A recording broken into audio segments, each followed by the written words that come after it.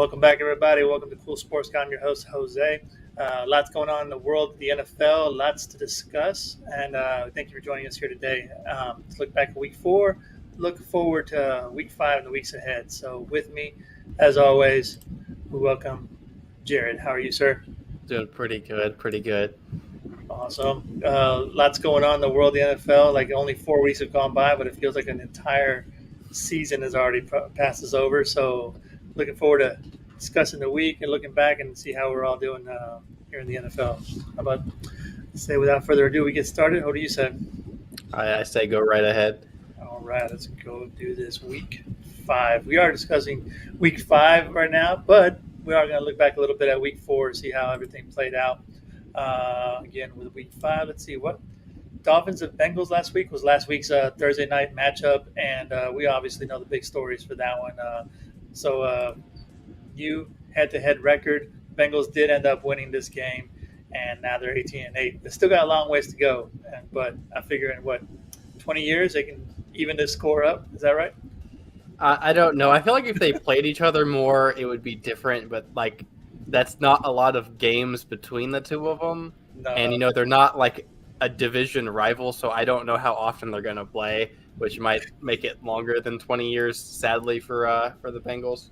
I know, yeah. It's once every 4 years, so I would think, if they want to even the score, it's 10. So my math says that's about 40 years if they want to even up the score. So hopefully I can be alive to see that happen right now. So let's see. But nevertheless, other stuff going on in that game. Big news from this game. We always know Tua right now is in recovery mode, not playing this next week. They're still going through all the concussion protocols with the nflpa. And they're trying to do an investigation right now, so we haven't heard too much about it. Thoughts, Jared? I know you have some thoughts. So Jose knows I kind of ranted about this when it happened. It was very aggravating. I'm a big Tua guy. I've loved Tua since college. He's a great person. I don't want to say great player just yet, but he's looking like he's becoming a great player. I don't know how this went through multiple levels. It's not just on the Dolphins or on the NFL. It went through both of them, both so how it works. I'm not sure what the exact order is. It either goes through a Dolphins specialist and then a non-NFL affiliated specialist for head injuries. I don't know which one goes first. I'm pretty sure it goes from the Dolphins then to the non-affiliated official. It went through both layers of this, and I don't know how anyone in the right mind could watch that game against the Bills from week 3 and tell me that this man did not have a concussion. It was a back and ankle injury or whatever they ended up calling it. He literally hit his head, stood up, and then fell over, and they're like, yeah, no, that's totally his back, which makes no sense to me. I don't know how this made it through and got to the point where he was playing. And it was a very scary moment. I think everyone can agree to that. Whenever he was down on the ground, in that kind of a position, was horrifying. I know no one on the Dolphins yet has gotten any kind of punishment whatsoever. I do know the non-NFL affiliated official got fired immediately when it happened, which rightfully so. I'm happy that he's okay for the most part, it seems now. I'm hoping there's no long-term effects to it.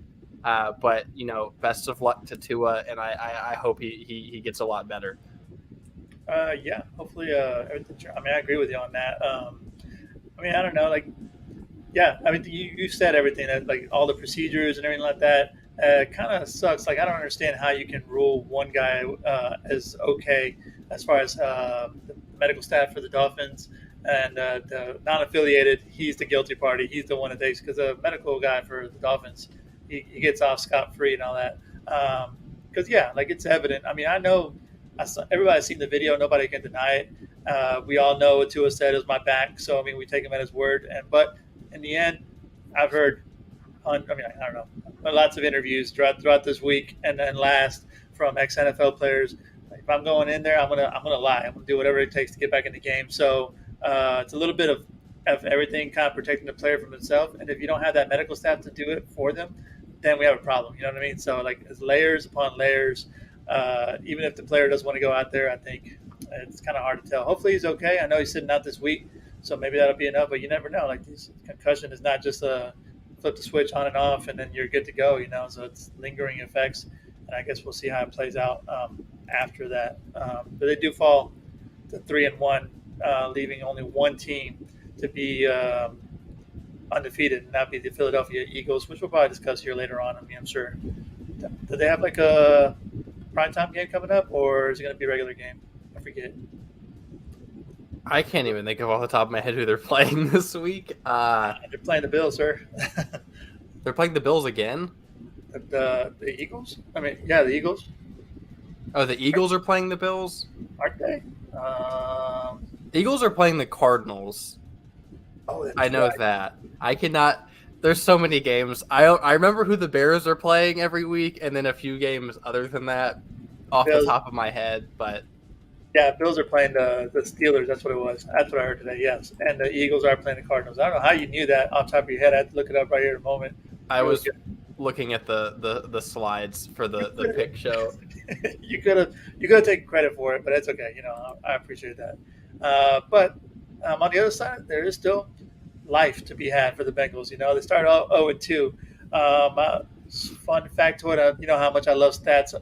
Teams that start 0-2 have an 11% chance of getting to the playoffs. Not winning the Super Bowl, just getting to the playoffs.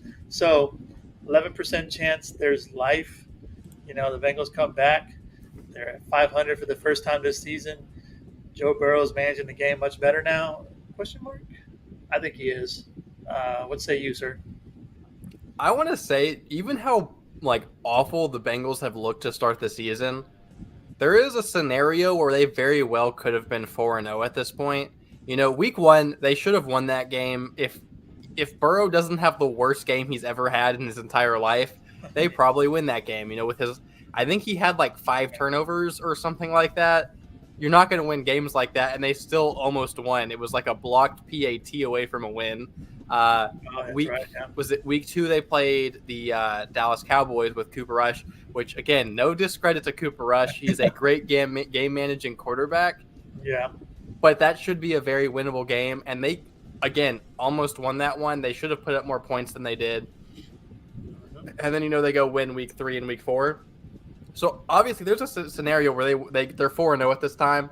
Obviously, not the case. 2-2. Not a bad record given, 90% of the NFL is 2-2 right now. But the Bengals, I know last week I was kind of talking about how I'm they don't look very good. This offensive line looks like one of the worst in the league. And it still didn't look necessarily great by any means against the Dolphins, but it definitely wasn't as bad as it has been. I do think that they are definitely turning it around, and Burrow's getting back into his groove. I know he had his appendix removed right before training camp started, I believe. And I feel I don't know that much. Yes, I'm a health major and I'm actually learning about this stuff in A&P, but I don't know that much. I don't know how getting an appendix removed affects the rest of your body and for how long it does that, but I feel it definitely looked like he was playing different and not like himself for a while. Kind of starting to get into that, Joe Burrow form of being that elite level quarterback. Oh, no doubt. I think part of that too, yeah, that medical stuff notwithstanding, not playing in the preseason, all that. I feel the first 2 games, heck, I want to say a game and a half. The second half of the Cowboys game, I could feel a little resurgence coming out. It wasn't enough to win that game, obviously, but I feel week 3 really kind of put a little footing right there for them, and started playing like you said. But offensive line, oh God, they got to protect them more. I mean, Burrow's a young dude, but he can't withstand that kind of punishment. That is a Super Bowl O line right there. I mean, really. Last year they ended up going to the Super Bowl, not because of them. You know what I'm saying? But we'll see what they can do, what they can pull off. 2-2. At least they're back to 500 right now. I think he's managing the game. I forget do you know who they're playing next? Baltimore Ravens. That's gonna be tough. I'm very high on the Ravens. I made that known in our season preview. I do have them winning the division with a good record. Yeah. And the Ravens, again, are a team who probably should be 4-0 at this point. They had 2 very bad blown leads against the Dolphins and the Bills. But the Ravens, I think, are still a very good team. Lamar is having a great season. If they didn't have if they would have just straight up lost either of those two games, I feel like Lamar wouldn't be getting clowned as much as he is right now. Lamar is still having like an MVP caliber season right now, Oh, no and doubt. the Ravens have been very, very good up until this point. I think that that's a very close matchup, given the Ravens look like they're on like a little bit of a funk right now, and the Bengals are kind of on like the opposite side where they're having a very good past 2 weeks. But it is definitely a tough matchup for the Bengals in that one. It's like the perfect storm, building up. Dolphins still reign supreme in the that division right there. 3-1, 3-1. Oh wait, I didn't do Bills. Darn it. Anyways, I didn't update the Bills record. I looked over this and did not catch it either. Oh my So gosh. But at that point, yeah, I mean, even the other one side, but Bengals are at the bottom 2-2. I apparently did an awful job of looking over this because But I think Bills would be 3-1 right there, so they're up there with the Dolphins. Jets won their game, so that'd be 2-2. Patriots lost 1-3. 1-3, so that's kind of the same. The Browns are 2-2, I believe. Yeah, they lost their game against the Jets last week. Ravens lost are 2-2, and Steelers are 1-3. So 1-3. So Bengals just, I mean, they're tied up there with Ravens 2-2. So not too. I think that would be everybody's tied for 2-2. So I think the our own imagination. What? I'm trying to think. The Bengals would be in third because of divisions because they lost their 0-1 in the division.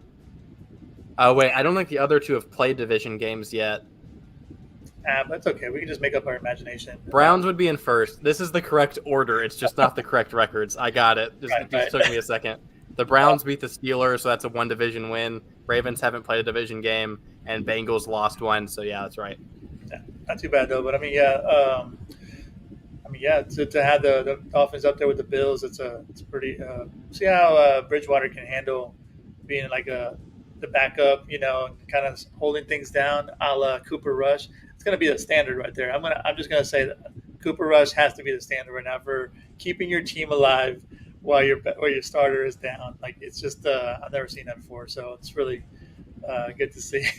Then we get to look back a little further back in the day when we made the predictions for our award winners, and this week we were looking at offensive rookie of the years. Not very good numbers from what we have, but shall we start? Let's see. Take a trip down memory lane, going with Tom's pick first. Christian Watson himself, playing with Brett Favre, playing with Aaron Rodgers up in Green Bay. So really quick breakdown of the stats. These stats right here break down what he's done. He's only played in 3 games out of the 4. So I broke down average receptions for every player playing in 3 games. His is 2. His average is 2, and the league average is 6.18. And average yards per 3 games, 17 yards he's averaging, and the league average is 70.8. So a little bit below. However, he does have 3 wins under his belt, so I wouldn't be too bad on that. How do you feel about his performance thus far? Have you heard too much about him? Listen, he was one of my draft crushes going into the draft this year. This was a guy I wanted the Bears to draft. I mean, I'm not bowing out on him just yet. I think he was very raw. He went to North Dakota State. He wasn't going to be a very pro-ready player. But he hasn't had that great of a start to his career. I know week 1 he had the very bad drop on a would-be touchdown from Aaron Rodgers on the first snap of the game. And then, he's been very quiet. I think he did catch his first career touchdown pass last week against New England. But, he hasn't been anything special. He hasn't been awful, though. He's just kind of been a middle-of-the-pack, average receiver, I guess. Yeah, that's true. I mean, I don't know if does that count as a pass? I don't know if that was a pass. It was like a reverse. Didn't you run and get just a handoff kind of almost? It's weird because if the receiver runs in front of the quarterback, even if he I don't know if he like tosses it to him. That's still technically a pass, even Oh, if so it's it was just a like a runner? toss up in the air. If he's in front of him, it's a weird thing. I hate it, but it's just how it is. I think if it's like basically a handoff, it should be a run, not a pass. But that's just Yeah. my point on it. But Oh no, I thought he went behind him. So yeah, no, if it was in I front. don't remember exactly, so don't take my word for it. I remember he scored a touchdown. I just don't remember exactly He did, yeah. I don't know if it was how a it rushing happened. touchdown or a receiving touchdown, but nonetheless, he is on a winning team right now, 3-1 with the Green Bay Packers. Not too shabby. Then we move on to your pick, sir. You have Sky Moore, who had a little bit of action this past week. They were actually talking about him on the commentary. So he was in there enough. So 0.75 receptions per game for him. League averages. He's actually got to play in all 4 games. The league average is 8.97, and then average yards per 3 games. His is 15, and the league average is 98. So not too bad. Again, 3 wins on a winning team. How you feel about him? I haven't really heard too much except for this last week. Listen, I like this pick going into it because I was from how my brain was working. I was like, he's gonna earn some playing time, and he is going to actually get to play. Turns out he's not playing very much at all, which has a lot to do with the low stats.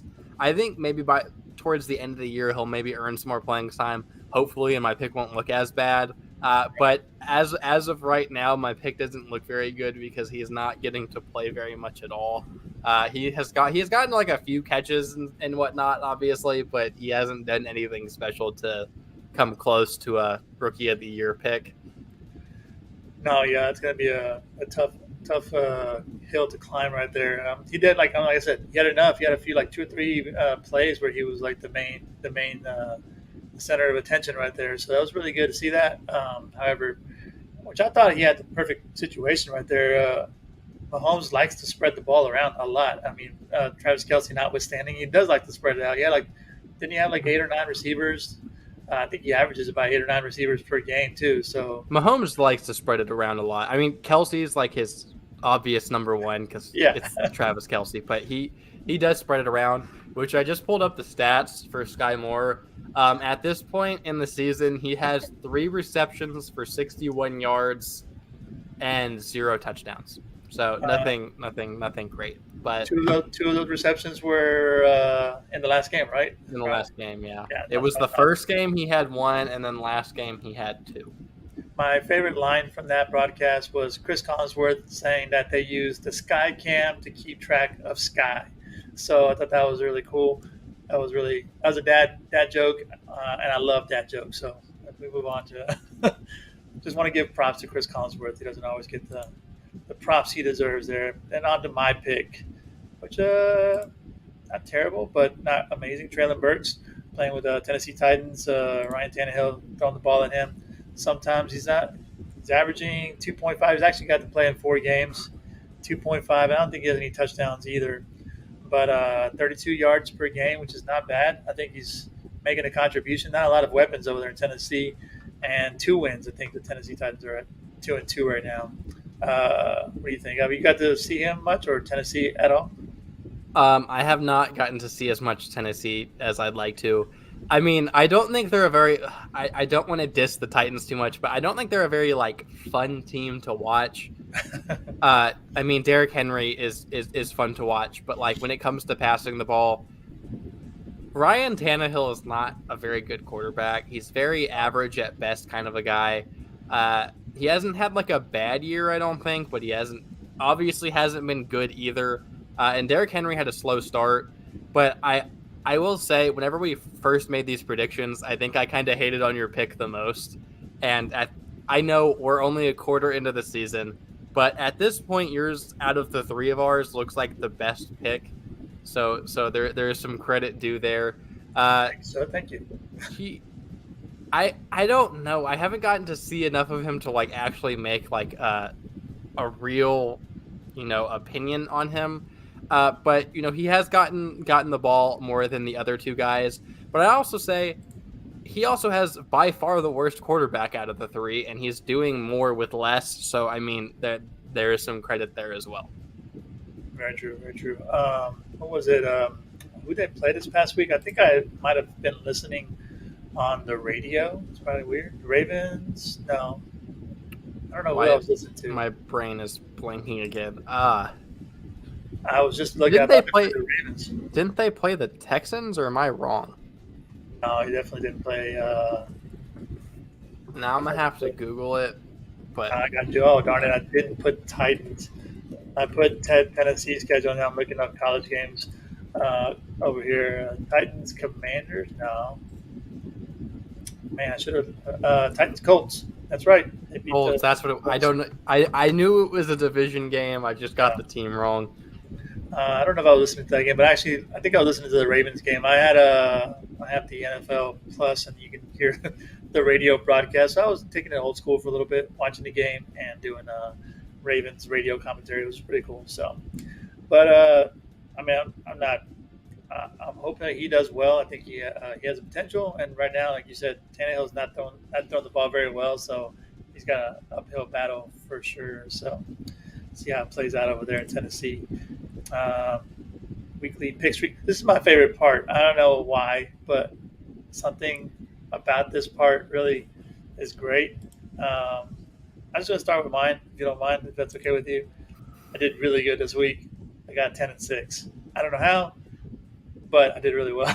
That puts me at 35-28. Would you like to take us with the rest of the picks schedule, or Jared? I mean, if we're gonna show mine, just at least show Tom's to make me feel better about myself. Eventually, yeah, we'll get to Tom's. So yours, I broke even. Which I will say, I did the opposite. I normally, go with who I think the better team is. This time, I trusted my gut. Almost got me that Ravens one if they didn't blow the lead. It did get me Falcons over Browns, which was pretty nice. I also despise the Browns with a passion, so it was kind of a hatred pick there. But Falcons ended up coming up clutch with the win, so I'm pretty happy about that. I wish I would have at least went 9-7. I was hoping that would be the case. Was not. 8-8. I will take it, but at some point I need to turn it around and start getting some actual wins instead of just breaking even every single week. Because I feel like I broke even like all 4 weeks is what it feels like. I think so, yeah, because we were all like 8-7-1 one week, and then we were like 8-8. Yeah, but I put you at 31-32. So yeah, I think I would say 31-32. Is that right? Math, right? Yeah, that's right. Okay, yeah. So 31-32. So almost breaking even. That's not bad. And we move on to old Tom's picks. Did I had it on there, didn't I? Tom got a 7-9 record. Oh, he finished 7. I thought he was going to do a lot worse based on how he was talking in the group chat, but 7-9 is not even that bad. No, it was just a rough week. Should have picked both New York teams like I did, sir. I just think that would have been really good for you. Listen, if you haven't noticed, I pick the Bears every week. So I picked the Texans. I don't know why I decided that would be a good idea. So the one week you didn't pick the Texans was whenever you picked them against the Bears, and you picked the Bears to win and they won. So there's that. I just thought my reasoning on that one is, I mean, I know the Texans aren't the best right now. They're literally the worst. I mean, they have the worst record in the league. But with all the injuries the Chargers were sustaining, I thought this would be their one shot. They were not favored in that game, obviously. So even with all those injuries, but I thought that would be their one shot to maybe win that game. But alas, these picks are available on the website for everybody that wants to see all the weeks to weeks and all our demise and glory for some of us. So you can check out that QR code right there. It takes you right to the page. Pretty cool technology. It only works on I don't know about the phone, but it can take you to the computer and maybe you can cast. I don't know the phone. I'm still trying to work on the mobile, but that'll take you right there and see all the good stuff. But fun facts about tonight's matchup. We have 2 big teams going up. Colts versus the Broncos. Pretty cool little matchup. I don't know, you probably already know the head-to-head history. I think you've already seen it, right? I did look again. Don't remember exactly what it was, but I know who has the lead. Okay, you got the lead. Okay, so then let's everybody in on this awesome facts here. We got the Broncos lead this matchup 11 or 14 to 11 rather. So pretty even split. I mean, like we know, like the other matchups from last week, they don't play each other every year. So to have that, I mean, this could be almost a rivalry. 11 to 14 is a pretty even going there. And that's a little fun fact that I sent to you and Tom both, and nobody responded to my fun fact through text. But that's okay though. I'll let the world know the last time these two teams met, starting quarterbacks. Okay, listen, you don't have to throw us under the bus. I just wanted to share the knowledge and share cool facts with you guys, and I didn't get any acknowledgement. And that's Do you know how Sundays normally go? When I message you guys about like all of the games and everything happening, and then I don't hear anything, and then Tom will say one thing, and then you respond to him. So it goes both ways. Wait, okay, no. Let me respond to that. In fairness, sometimes I'll be on my phone, and you guys are like a minute ahead of me, and you're like, "Wow, look at that touchdown!" And then I'm like, "Okay, I'm done with the phone." So I put it to the side for until the game's over, and then I respond between games. I'm not ignoring on purpose. And also, I don't understand. Even it happens on Thursday Night Football too. We're all watching on Amazon Prime, yet you guys are still a minute ahead of me. Don't ask me how that works out. On one of them, I think it was like last Sunday night, Tom was ahead of me, so I assume that means I was even with you.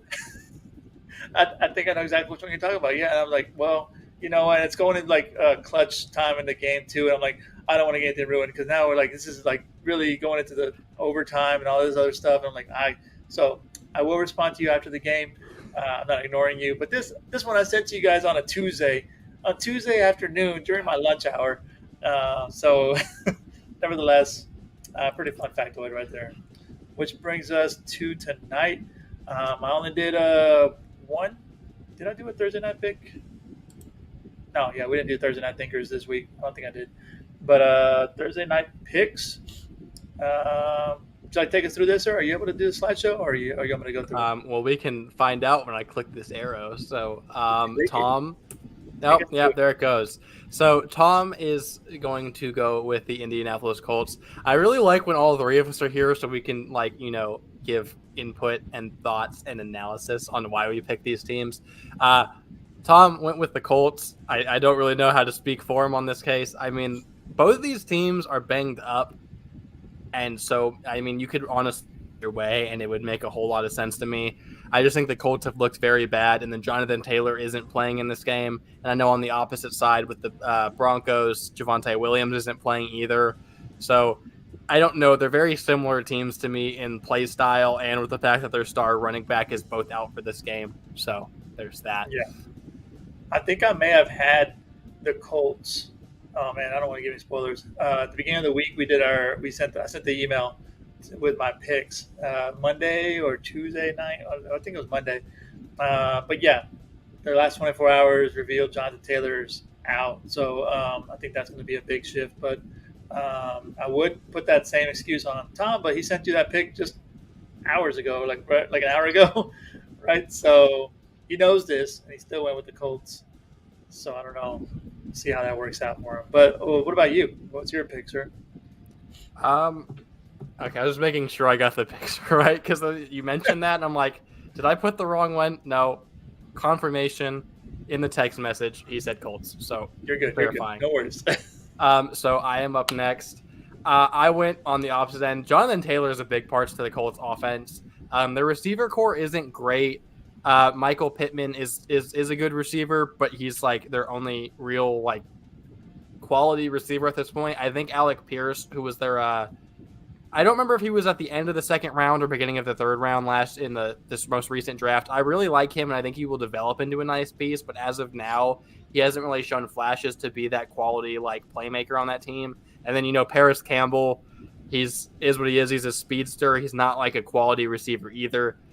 So they rely on the run game a lot, and hence why Jonathan Taylor gets so many yards and looks such a good player. With him out, Naheem Hines isn't a bad running back by any means. And they also called up Philip Lindsay from the practice squad. But I feel like it's very obvious neither of those guys are on Jonathan Taylor's level, so which is a big downside for this team. And Shaq Leonard, I think, is also out for this game. So they have their best offensive player and best defensive player both missing the game, which is huge coming off of a short week of game planning. So I did go with the Broncos in the end. Very nice, sir. Very nice. It's hard to go with this one. Yeah, you're like you're 2 wait 1-2-1, and then you got the Broncos. What are they like? They're 1-3 right now. The Broncos they're either 3-1 or 2-2. I don't remember exactly 2-2. what it is. Yeah, but it's like you said, they're all beat up. They just lost their running back, that one for the season too, him for the season. So that's hurt. Like not just the injury too, like finding out more stuff on top of the original injury too. I think it's like hopefully he's okay and he's not rushed back. So that aside, right there, both running backs are out. However, I think the deciding factor on this is just letting Russ cook. Like I know that's a cliche saying, just let him cook. Why don't they let him cook? Just give it. He's got the ingredients right there in front of him. Just let him. Okay, I went through the whole cooking metaphor too far, but I get that. However, I think he's a game changer on this. We all know that the coach can't hack it. That's the last punt of the day. I promise I won't say any more after that. But it's got to be about Russ. And I think as far as the other players on the team, everybody else, it all revolves around him. They didn't bring him there to be second fiddle, to anybody else. I think he's got to lead the team. As corny as he is, as corny as I am, I think he still has the skills to do that. I don't think 1 year removed from being in Seattle just makes him drop off. However, I could be wrong. Maybe he does. Maybe he goes 1-12 for the remainder of the season. That could happen. But I don't see it this way, especially not right now, especially against the Colts. Matty Ice not looking so nice. Yeah, I'm sorry, dude. I'm sorry I keep on doing all these little cliche things. But my pick is the Broncos. I agree with you. Almost a jackpot. See if Tom's right against us, because always the odd man out seems to be the one. But you have gotten, I think me and Tom are usually the ones who agree with each other, and we've gotten like every Thursday night wrong. So maybe if I agree with you, it's good luck for me for once. I up to the right now, I may have, I don't know. Like I said, I had to check my notes or whatever. I may have had the Colts early in the week without Jonathan Taylor. I think I have him as my offensive player of the year pick also. So I think he's a game changer. You're always afraid of him wherever he's out in the field. So I think that right there might have made me switch over to the Broncos. I think this would be the tip. I don't know.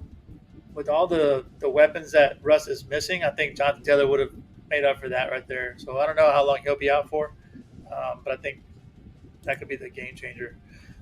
Before we move on to our this time for real, we have our updates on all our Thursday Night Thinkers. You can check us out on Twitter, Instagram, Facebook, and that QR code right there take you right to the Instagram page. So if you're watching on your phone, you can take that and take us there. We'll be sure to post. I know Instagram's been lacking right now, but I will bring that back to life really fast. Let's move on to our next ones, huh? Would you like to take us through this one, sir? Okay, so to clarify, we don't have all of the Thursday Night Thinkers. This is just for the week one, which is the Rams-Bills one. So we have, the quarterbacks, running backs, receivers, and a defensive player from that game. Starting off, we do have the quarterbacks, which me and Jose were talking about this before we, actually got into the recording. I don't know why we went with Matthew Stafford, but I'll get into that. So Matthew Stafford, he needed 1,481 passing yards to surpass John Elway, and he was averaging 274 yards per game. And then Josh Allen needed 1,244 to surpass the Sanchez himself, Mark Sanchez, while averaging 231 a game. Me and Jose agreed and picked Matthew Stafford. Tom ended up picking Josh Allen, which, as you can see, Josh Allen's having a much, much better year than Matthew Stafford this far. And Josh Allen I did the math before. Let me double check. What is that? 17. Josh Allen is 17 yards away from already winning this one. So Josh Allen was obviously the correct pick. He needed less yards, and as well on top of that, he is having a much better season. And I predicted him to have a much better season as he was my MVP pick, but That's for some true, yeah. reason, I went with Matthew Stafford, and it is what it is. But I think it's pretty obvious with this one that Josh Allen is going to win this. Now, will Matthew Stafford surpass John Elway? He will. 400 yards. You can do that in a few weeks. However, Josh Allen getting there and record speed. I think we looking at 5 games, and I think Tom might have even called that too. I might have to check the books, but he said in 4 games probably. I think so. 4. Yeah, I went back and he said by week 4, which it didn't happen. But I'm still giving Tom all of the credit because he was only off by 17 yards. Oh, absolutely. Yeah, no. I mean, quite an effort right there, and he's going to surpass Mark Sanchez. I forget what plays. I know the thing. I'll add that to the next time we move on there. But passing Mark Sanchez on the all-time passing yards is a really cool accomplishment. And moving on to the history books there. So, who we got next? Next up is the running backs, which Buffalo Bills Devin Singletary needed 1,391 yards to surpass Ron Dane. Yeah. Also, I'm going to point out, whenever you were putting these together, most of the people they're surpassing, I have no idea who they are. I'm not going to lie.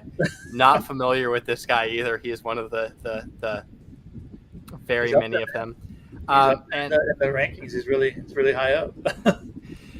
But Singletary was averaging 51 a game. Cam Akers, instead of surpassing someone, we did it more so going back to his rookie form as when he was his best year, and then he kind of has been downhill since then. He needed 625 yards. And all of us went with Cam Akers, which I feel like if you look at it, the yards made sense, and also the Bills do more of a running back by committee.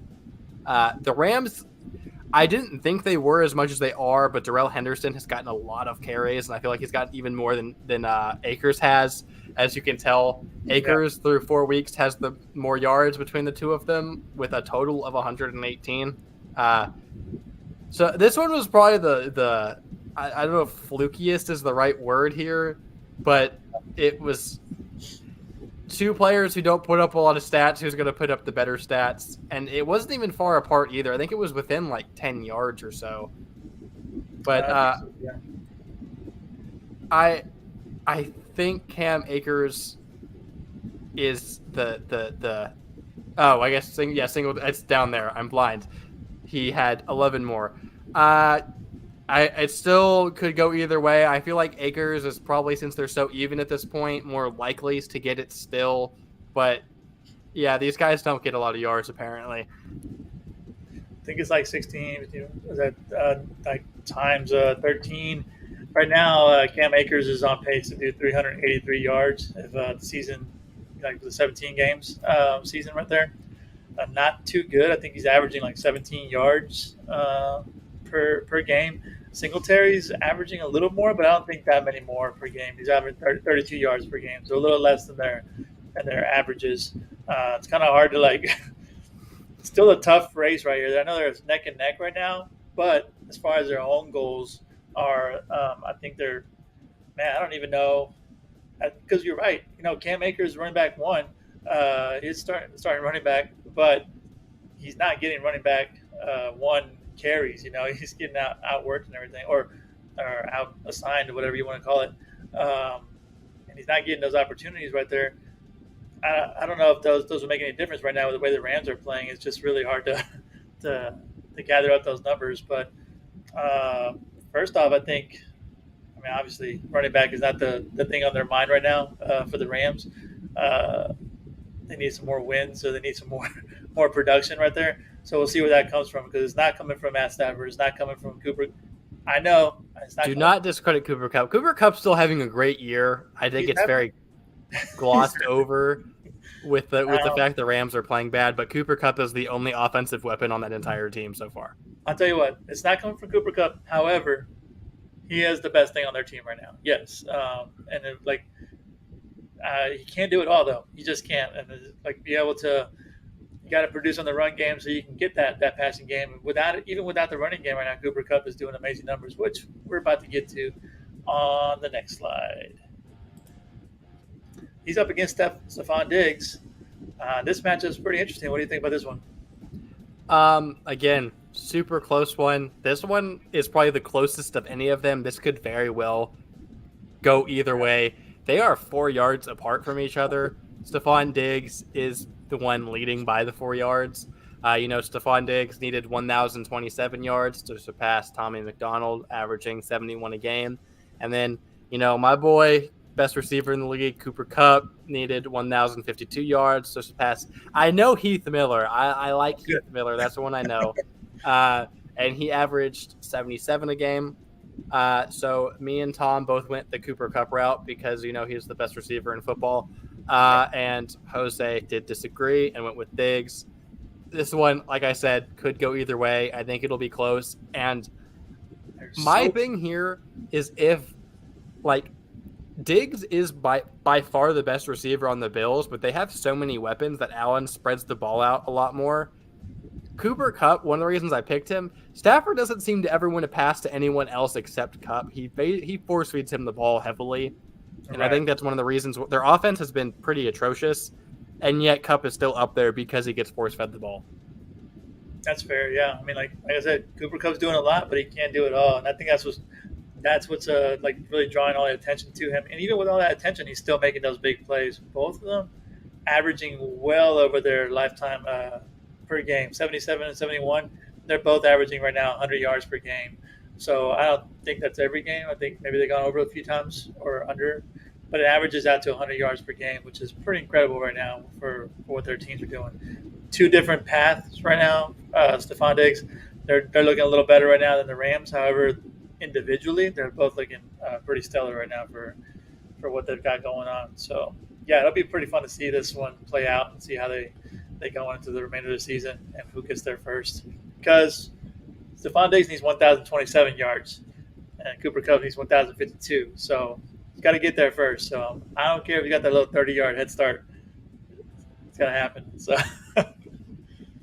pretty good. On to my favorite matchup is the next one coming up. I think this one was pretty cool to see, especially week 1.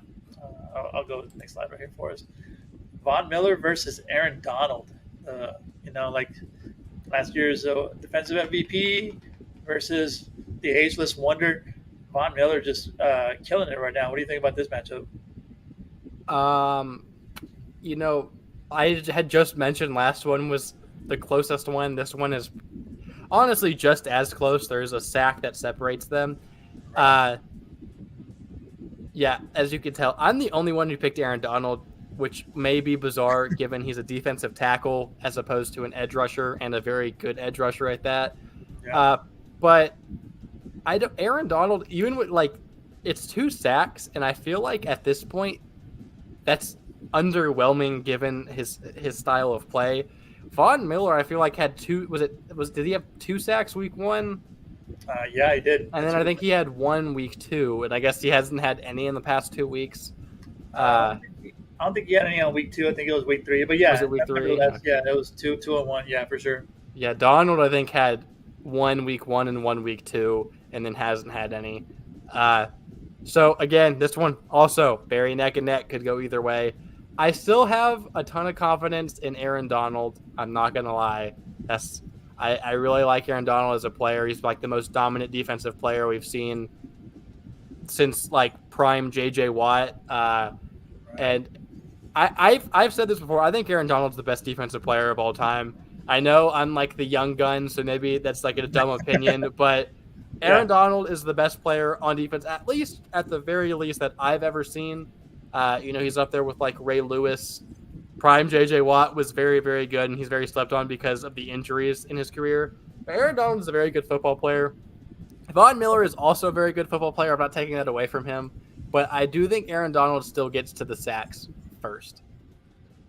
I mean, it's an interesting one right there too, because the goal line for Von Miller is 6.5, and the goal line for Aaron Donald is 5. But Aaron Von Miller still almost. I mean, I guess 3.2, 3.25 would be the halfway point, 50%. But he's very close to that halfway point right there on that line. Uh, I just think it's amazing. I think this next week's also going to be pretty good. I mean, the Bills are playing the Steelers. Daniel, not, help me out. Your offensive rookie of the year, Pickett. Kenny Pickett. Yes, I was thinking other team right now, but yeah, Kenny Pickett right there, coming in to start. That's going to be an interesting one right there. I think he'll try to move out to the outside. I think Von Miller can catch him out there. So hopefully that number will go up for Von Miller. Listen, I'm going to add this real quick. I don't think Mitch is a starting caliber quarterback, but I think that starting Kenny Pickett is not a good option either. Pickett, I think he could be good later on, but I think he's too raw of a quarterback to just throw in this early. I know people are like, oh, well, he was like the most pro-ready quarterback in this class, but this class was atrocious when it came to quarterbacks. Other than him, a quarterback wasn't taken till like the middle of the third round. That tells you don't have much competition to be the most pro-ready quarterback in the class. Like I said, I think he needed time to develop, and I'd be more confident. Throwing him into the fire against the Bills is not going to be a recipe for success, in my opinion. Like, the Bills' defense is so much better than the Jets' defense, and he threw 3 picks, given one was a Hail Mary and one was kind of just a little bit too high of a pass that got tipped off the receiver's hands. But I don't know. I don't see good things happening to Pickett against Buffalo in this game. You don't see good things happening? Yeah. I mean, that'd be a pretty crazy game right there. I don't know how he's going to play out. He has a full week now to get into the game now. I mean, he just jumped in the last time, so I don't really put a lot of numbers on his performance from last game. So maybe that 1 week will help him at least get a little jump start on the week ahead and see what's going to happen. One last thing, I didn't tell you about this one, but I just want to add a little non-NFL action that happened this week. I think it's pretty cool. I'm not a Yankee fan by any stretch of the imagination, but Aaron Judge hitting 62. I just had a big picture right there for Aaron Judge hitting that 62. I thought that was pretty amazing. Did you watch that, or did you hear about that this week? I heard about it. I'm not a big baseball guy. I follow the Cubs on Twitter and pay attention to their games, but that's all I do. I know that this is an impressive thing, but I feel like if I knew more about baseball, I would feel more impressed. I will say Aaron Judge, I know, is a very good baseball player. He's the second best Yankee behind Anthony Rizzo, obviously. But, it's impressive. I know that's all I can really add to it. Fair enough. Yeah, I just want to throw that out there. I know we don't talk a lot of baseball here. I get it. But, and also my Astros are going into the playoffs too. They have the first round bye, best team in the American League. So I know he's a Yankee. I get it, and they probably hate us. But I just want to throw a little respect up there. I mean, that's a pretty impressive feat. He's number 2 single season home runs, right behind the Barry Bonds fella. So I know a lot of people this week have been talking about it and saying he's like the official, quote unquote, the official one. He's a clean home run champion. I'm not hating on baseball, but isn't it like the whole thing in baseball that all of them do steroids? Not anymore. Are you sure? Is there? Well, if they do, I mean, like Tatis, he got suspended for banned substance too. So he's been. So I mean, they do a lot more testing right now, and it is banned. It was so trying to clean up the sport. I mean, that record is there, but I don't want to get too far away from it, But let's not take it long from. But one question I do want to add: if you catch that baseball, and you got the American League home run champion baseball in your hand, are you selling it or are you keeping it? It's worth $2 million, by the way. That's what it said. Well, also there is I don't know for sure. I'm pretty sure Aaron Judge would want the ball back. So in my situation, if I'm the one who catches it, I know I could sell it for so much more. But morally, I feel like I would want to give it back to Judge because that's something he's going to want, with I guess it's technically like a record. He's going to want the ball. And then you just get a few signed jerseys, signed balls, signed bats in return, lifetime tickets to Yankees Stadium, Oh, I like that. Yes. get some stuff out of it. And then it's a win-win for both parties. That's fair. I mean, but I don't know. I mean, yeah, that sounds like a pretty good deal. Lifetime season tickets to the team. I mean, I wouldn't. Yeah, if you're there, you're a Yankee fan. So if you're catching that, lifetime season tickets sounds pretty good. Yeah, $2 million worth. I don't know if that equals $2 million, but I know tickets to the Yankees games are expensive. I don't know if that equals two, but fair enough. Nice little baseball talk there to the end of our week. Any thoughts for the week? Any thoughts for the week ahead, sir? What's got before we sign off? To go back from your question, I'm going to ask you one more question really quick. Since we didn't have our Thursday night thinkers because we are all very busy people and just kind of ran out of time on that. Yes. Who do you think has more passing yards in this Thursday night game, Matt Ryan or Russell Wilson? And that'll be our Thursday thinkers for the week. I like it. Yes, more passing yards. Well, I mean, if I don't think Russ can cook, then I shouldn't be picking him as my winner. I think I'm going to go with Russell Wilson on that one for just this game alone, right? Just this matchup. Just this one game.